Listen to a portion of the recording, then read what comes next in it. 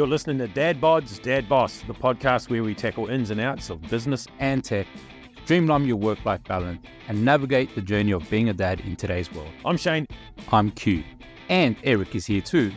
And every week we bring you tips, tricks, and healthy dose of dad wisdom. Ready to boss your business and your life. Let's dive in.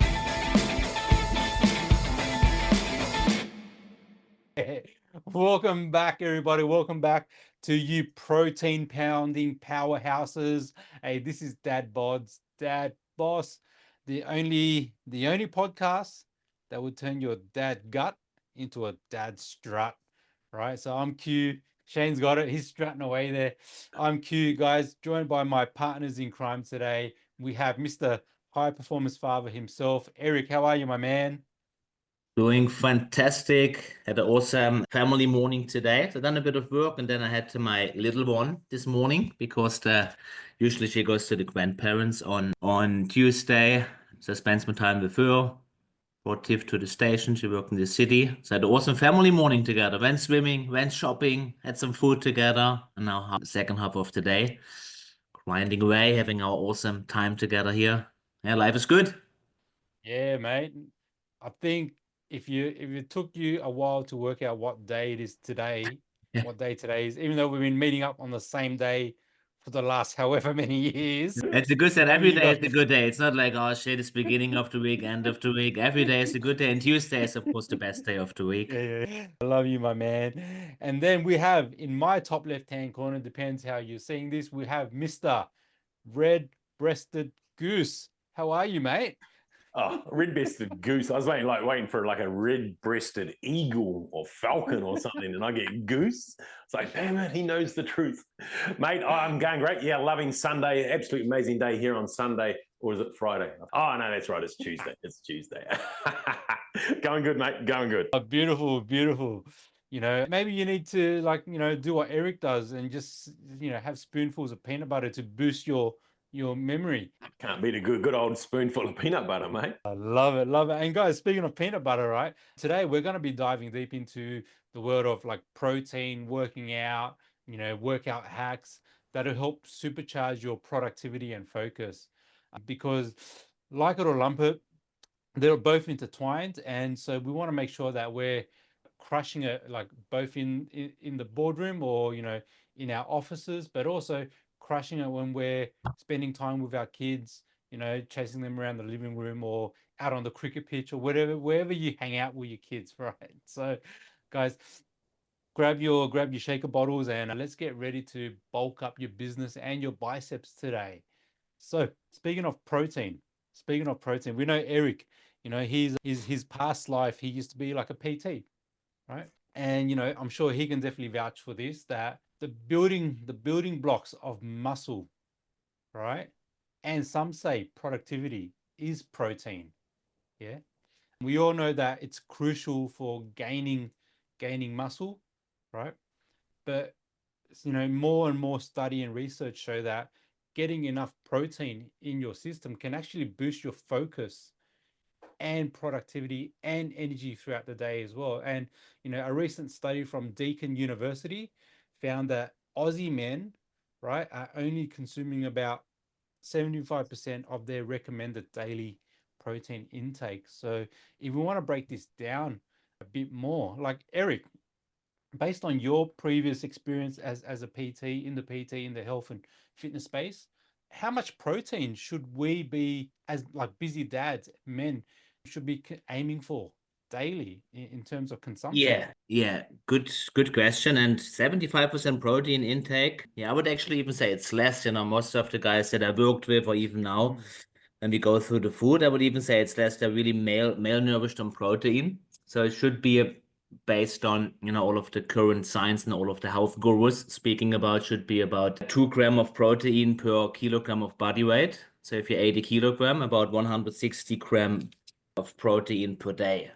That's usually the recommendation from now. And I noticed it for myself, all of the science beside, I was obviously vegan before. It was hard to get a protein in. Now going to more of a meat-based diet It's really easier to get it in. But even now, I'm struggling. I'm a big, tall guy, so I need like 200 to 250 per day. It's a lot of food. It's a lot of protein.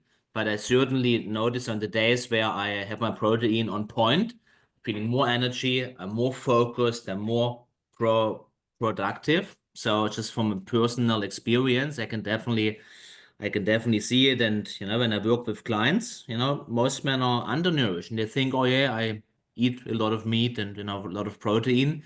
But if we actually track it, then we realize it's not enough. It's not enough at all, especially if we're active, if we have an job that is physical demanding, or if we work out regularly, really have to up this protein. So important. Yeah, and then two grams, like 2 grams of protein per kilo of body weight, and it can be pretty daunting when you add it all up, right? It's like you said there, like for me that'll be like 180 grams of protein, right?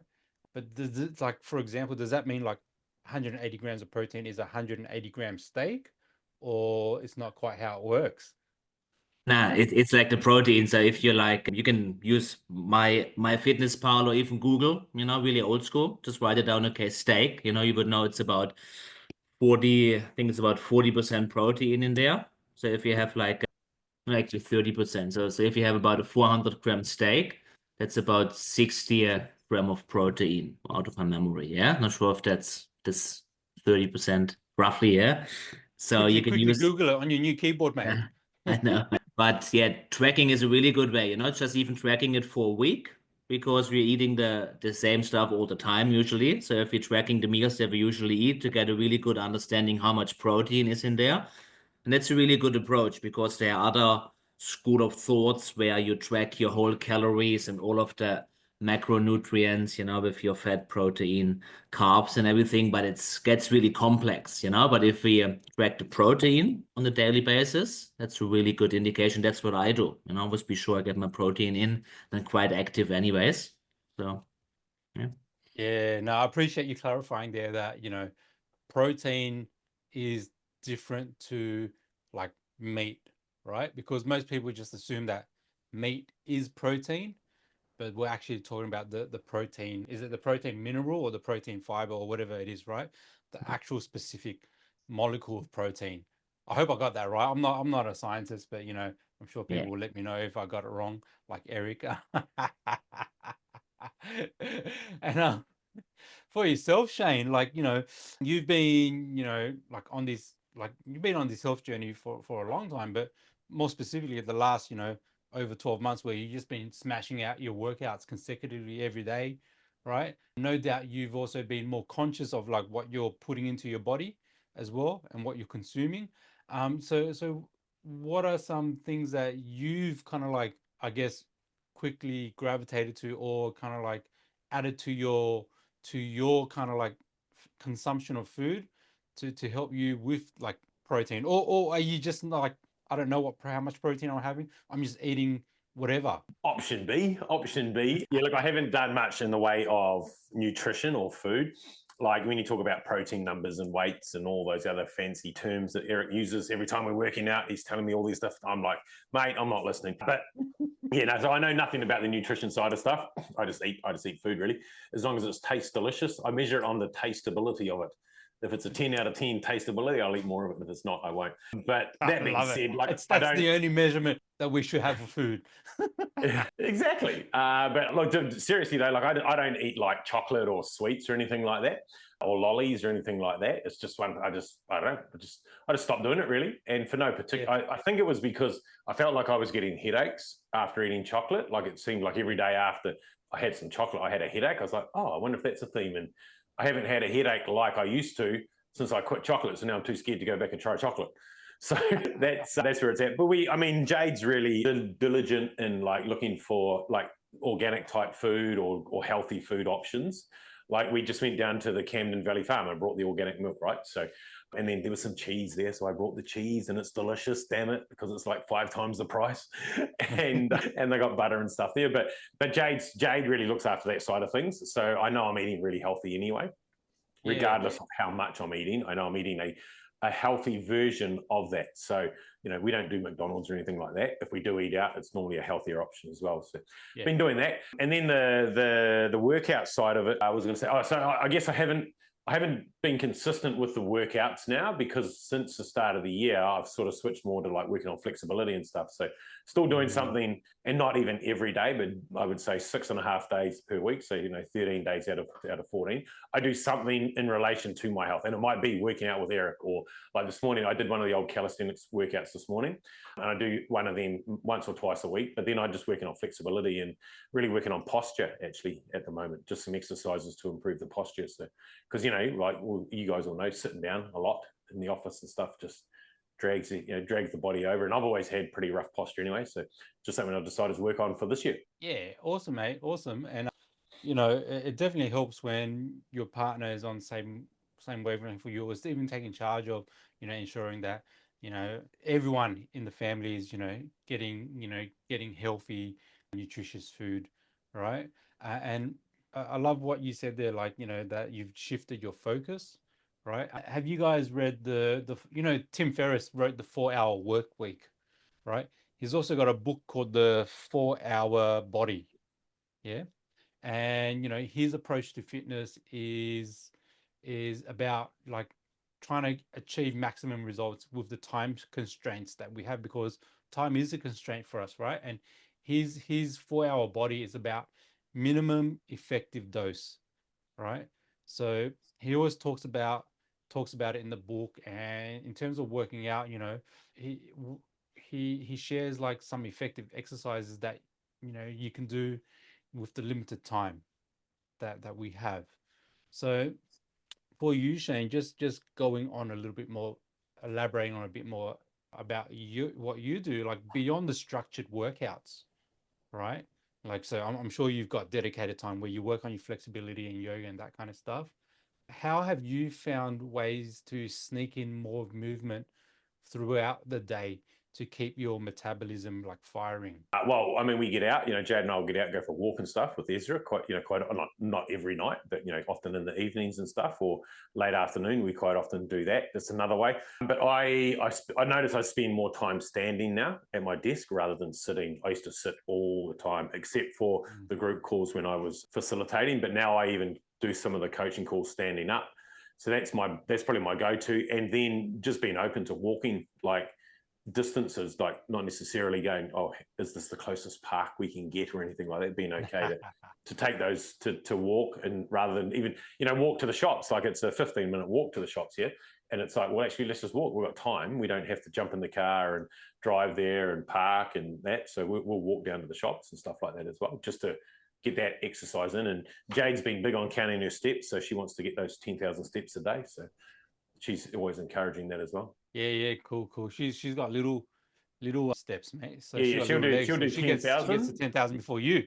Yeah, oh mate, I get to like 3.5, and she's like, ding. I'm like, hey, hang on.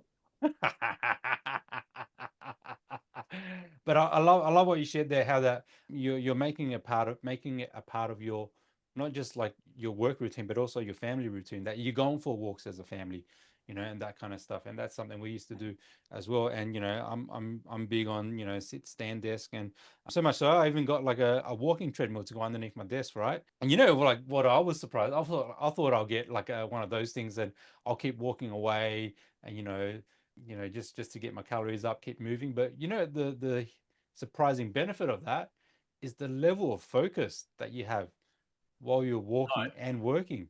Yeah, because you just become locked in, and you just kind of like block everything out, and you just smash out what you need to be doing. And that's a hidden benefit that I did not know about, having that set up. So that was really cool.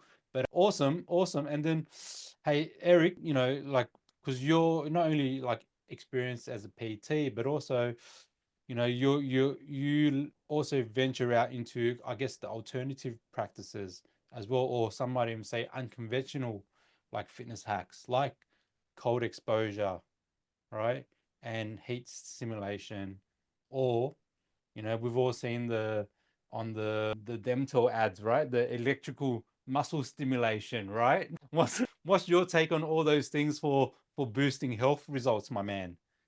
Yeah, so I use a lot of heat exposure. So sauna, usually four or 5 times per week. Cold exposure as well, cold showers, ice bath for sure.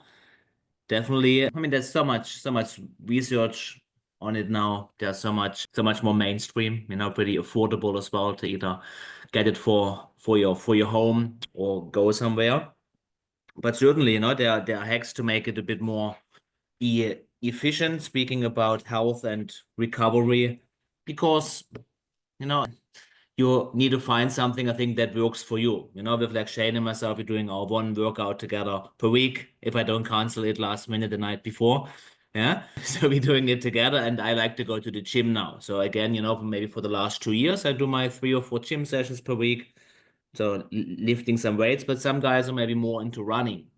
Some guys, they like to go to the sauna, which is kind of a workout for your cardiovascular system as well, going in the sauna or cold plunge. But there's so much out there. So I think whatever you do, it's great in doing it consistently. I think that's the trick, even if it's only 1 or 2 sessions per week, and doing that consistently better than doing 3 or 4 sessions in 1 week and then doing nothing for like 6 months and then coming back to it. Yeah. So Tiff has a cross trainer. She goes on, 4 or 5 times per week. It's very convenient for her. It's like in the garage here. Doesn't have to go somewhere. It's like 30 minutes, right? So that's very efficient. Or like you with your treadmill there, definitely good to explore, good to find other people, that are also into this type of things. It's good for socializing as well. Actually, sauna, but just speaking about heat exposure, one of Tiff's cousins, they have a sauna in their backyard. You can get like this round saunas there, they're quite affordable now. I'm thinking about that as well, to maybe put a sauna in the back and then Yeah. have Shane over. Yeah. You It's guys a pizza gonna... oven, mate. It's called a pizza oven. There. Your cousin's got it all wrong. yeah. Come out all dark and crispy.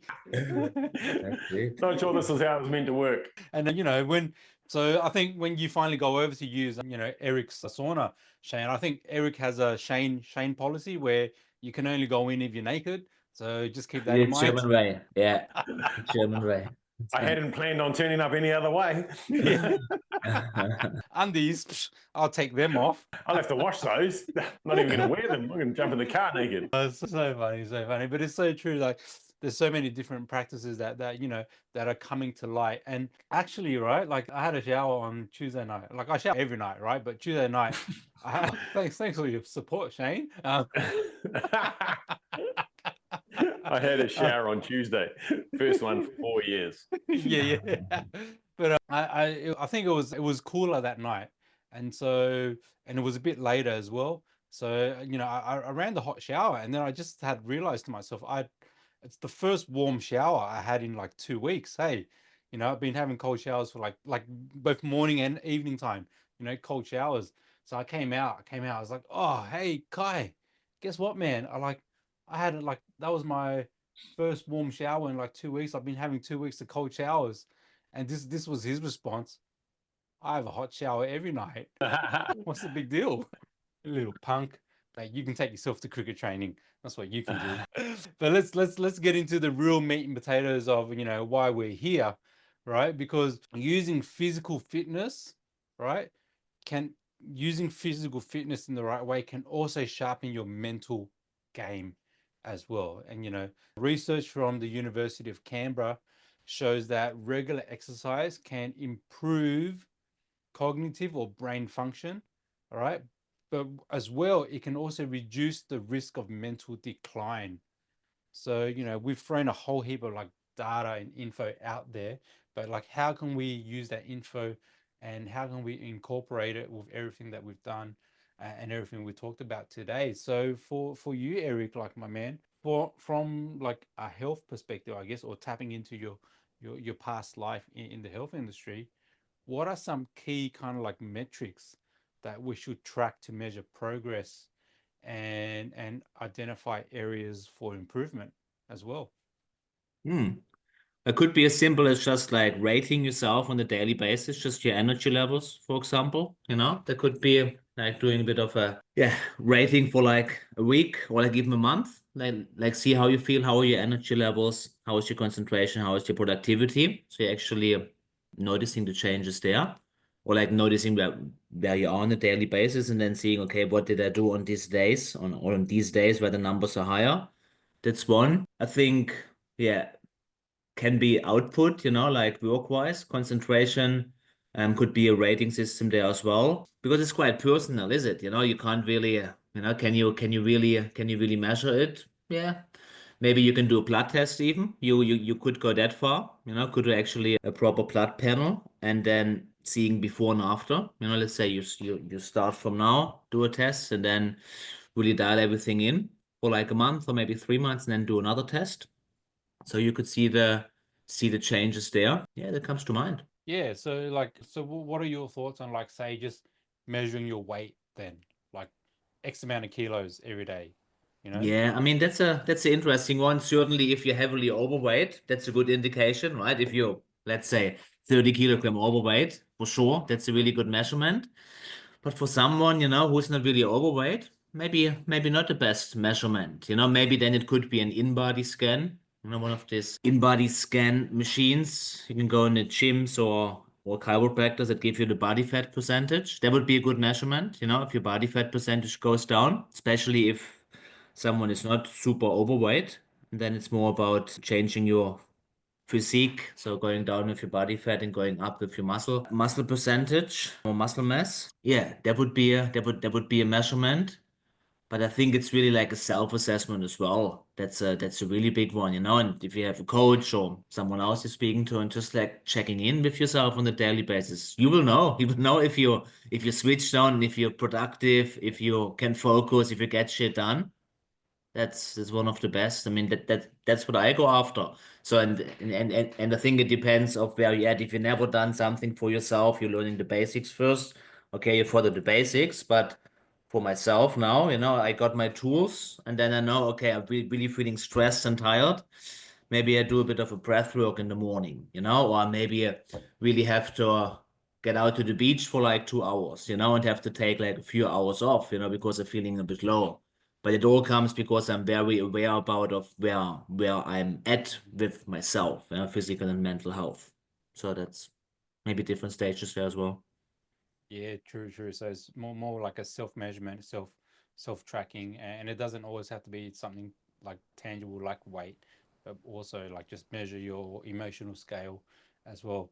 One thing that you didn't share there, Eric, I know that you measure yourself by how many tablespoons of peanut butter you have in a day, mate.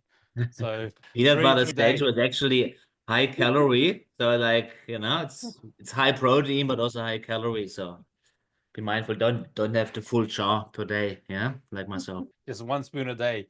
Two spoons means you're having a shitty day and you need a good pick me up. I love it. And hey Shane, Eric just mentioned some resources there as well. Like, on your experience, from your experience, and what are some resources or some tools that perhaps you've used or others can use to help make improving health easier and more effective? Well, I mean, YouTube's a great resource. There's a lot of stuff. That's where I got all my calisthenic workouts from, and it's where I've got these stretches from as well. So YouTube, I think, is a great resource for finding those things, and just find, like, I didn't necessarily find the first calisthenics workout and go, that's me for every, like, I actually went through 3 or 5, maybe even 7 different videos and went, this is the one that resonates with me.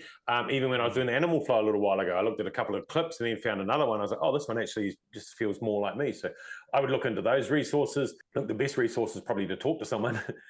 Hey Eric, I'm thinking about doing this with my health. Working out or my nutrition. What do you think? What are your thoughts? And that's how we came together. That's how we started out. We just like, hey, let's talk business, let's talk health, let's talk mindset. So go to someone who's got the experience as well, because they'll be able to identify those little things that maybe you're blind to, or that you don't pick up through just watching a video or reading a book. So that would be for me the best way. And I mean, we all know that the best way for getting fastest results is find someone who's got the result and ask them how they did it, and then just copy it in your own version of that in order to be able to match it. Yeah, 100%. And I love how, like the perception of YouTube is that it's a time consuming or a time wasting tool, but it's it's the intention you have behind it, right? And so, like, for yourself, you're using it as an educational tool to help you get the health and fitness results. and Yeah. you can use it for other things as well. But nothing beats speaking to someone who has the know-how in the laneway in which you want to achieve results. So, it's why we asked Eric about like protein and, stretches and, how do I do 100 pull-ups? And he goes, no, you can't do 100 pull-ups, Speak for yourself, mate. Speak for yourself. Push-ups, yes. Pull-ups, different story. Still working on that. Oh, it depends. Is there a time limit on this? Because I can do 100 pull-ups in 100 days. Yeah, man. Yeah. We've got 100 days to go. Let's do it in 100 days. Let's do it in 50. I'll do 2 a day. Exactly.